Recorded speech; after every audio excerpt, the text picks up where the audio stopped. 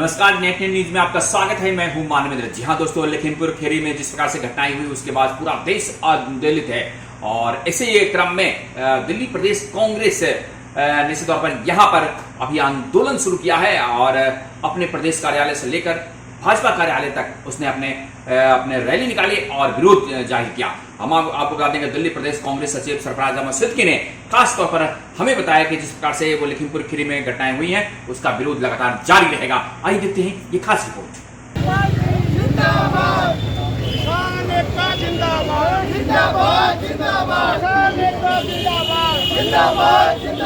किसानों के सम्मान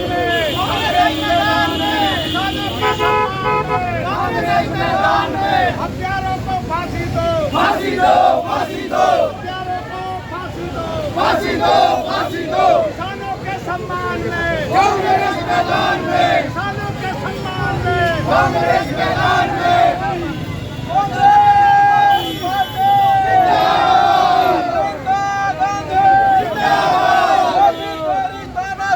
नहीं चलेगी, नहीं चलेगी, मोदी तेरी तानाशाही नहीं चलेगी, नहीं चलेगी, मोदी तेरी तानाशाही नहीं चलेगी, नहीं चलेगी। अब तो मोदी डरता है, इसको आगे करता है, अब तो मोदी डरता है, इसको आगे करता है, अब तो मोदी डरता है, इसको आगे करता है।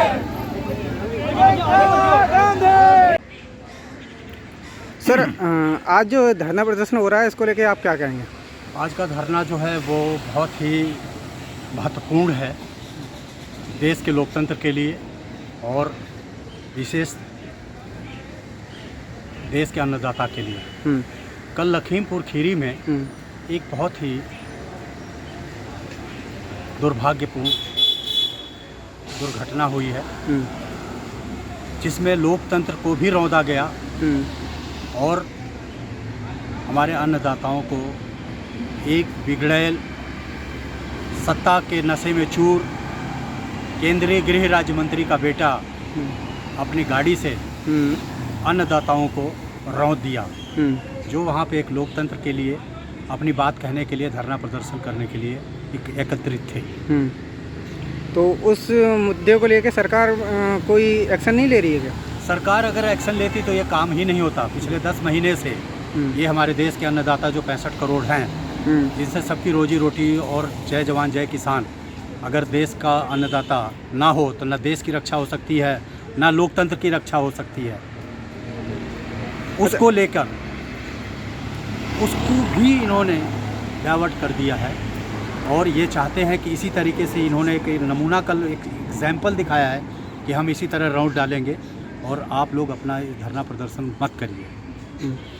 तो ये धरना प्रदर्शन कब तक चलेगा सर? जब तक न्याय नहीं मिलेगा, क्योंकि हमारे देश को आज़ाद कराने में हमारे राष्ट्रपिता महात्मा गांधी जी, सुभाष चंद्र बोस जी, मौलाना आज़ाद, सरदार पटेल लोगों ने 200 साल उन गौरव लोगों से अपनी लड़ाई को जारी रखी थी और इन चोरों से अब हम लोगों को लड़ाई लड़नी पड़ रही है।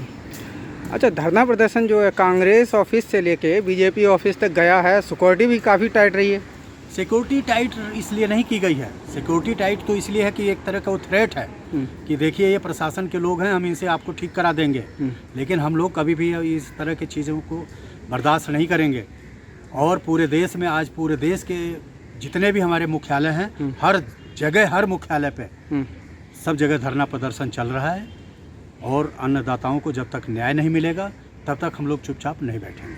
अच्छा, जो किसानों को लेकर जो कांड हुआ है उसमें योगी सरकार का कुछ रहा है? योगी सरकार और मोदी सरकार तो दोनों एक ही हैं। योगी सरकार ने ही तो करवाया है ये, वो तो गोलियों की सरकार है। वहाँ के जो तो सीएम साहब हैं वो तो कहते ही हैं कि ठोक दो, उनका काम ही है ठोकना। ये कल उसी का एक परिणाम था, ये ठोका ही गया है। अच्छा, ये जो हादसा हुआ है जानबूझ के हुआ है? जानबूझ के हुआ है, बिल्कुल हुआ है। आप ये मुझे बता दीजिए कि 600 हमारे अन्नदाताओं जो अन्नदाता थे जो शहीद हो गए, उसके लिए प्रधानमंत्री ने पार्लियामेंट में भी एक मिनट के लिए श्रद्धांजलि नहीं किया। और उस बात को तो भूल जाइए, अभी ये अमेरिका गए थे, अमेरिका से लौटने के बाद भी ये नहीं पूछे कि यहाँ हमारे उनके पार्लियामेंट हाउस से और बॉर्डर के ऊपर जो दोनों की दूरियाँ हैं वो ओनली 20 जी हाँ दोस्तों, तो आपने ये खास तौर से रिपोर्ट देखा, लेकिन सरकार खास तौर से उत्तर प्रदेश सरकार भी हरकत में आ गई है और मरने वालों के लिए वो उसने मुआवजा की घोषणा की है, लेकिन पूरा विपक्ष अभी आंदोलित रत है। हम पल पल की खबर आपको ऐसे दिखाते रहेंगे, बने रहिएगा हमारे साथ। नमस्कार।